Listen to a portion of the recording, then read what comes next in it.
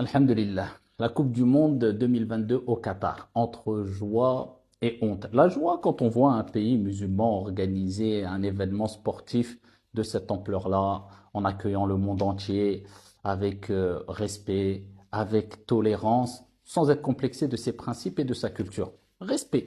Bien sûr, toute critique constructive est toujours la bienvenue, mais quand on voit des genres de critiques d'une bassesse, heureusement que le ridicule ne tue pas, sur certains plateaux TV de pseudo-reporters qui disent qu'ils sont sur place et quand on les interroge quelle est l'ambiance là-bas, ils disent ah bah il y a beaucoup de mosquées, ah, ah, et ça fait rigoler la galerie. Bon voilà, ça on sait très bien qu'il y a une certaine jalousie et autre. Bien sûr, je répète encore, toute critique constructive est toujours la bienvenue. Voilà, c'est une joie hein, quand on voit qu'il y a des équipes particulièrement africaines hein, qui ont une performance qui peut-être n'avaient pas auparavant, et on le voit lors de cette Coupe du Monde. Petit clin d'œil pour le Maroc, bien sûr. C'est aussi mon pays d'origine et je suis aussi marocain, donc c'est normal, on soutient le Maroc et on est content, on a une certaine joie quand on voit les performances du Maroc, du Sénégal, de beaucoup de pays africains et autres hein, d'ailleurs. C'est une joie quand on voit une ambiance, voilà, une ambiance bon enfant, quand on voit qu'il n'y a pas d'excès, quand on voit qu'à la fin des matchs, bah, tu vois que les joueurs qui se sont donnés à fond pendant le match, hein, chacun voulait gagner avec des efforts énormes, des efforts physiques, et qu'à la fin du match, bah, ils se partagent les maillots, voilà, des accolades, ils se félicitent les uns les autres. Par contre, la honte, la honte, la honte, la honte.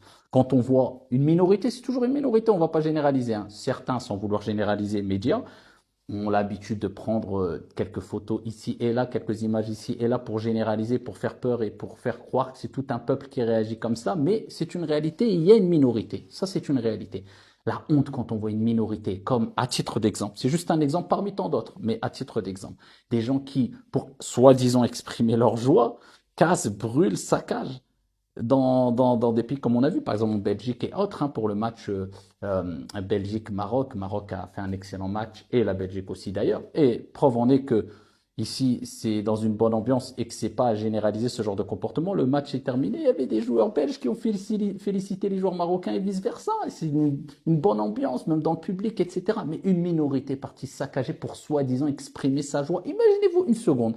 Prenons cet exemple-là pour pas en faire une généralité, bien sûr, hein, mais prenons cet exemple-là. On est au Maroc, le Maroc perd contre une équipe et il y a les supporters de l'équipe qui a gagné contre le Maroc et qui, pour exprimer la joie au Maroc, saccagent tout. Mais c'est le monde à l'envers. Normalement, au contraire, tu dois les réconforter, tu dois être content. Donc, ne, voilà, ne rajoute pas épreuve sur épreuve en saccageant et en les narguant et en... Non, épreuve, bon, c'est un grand mot, mais bon, bref.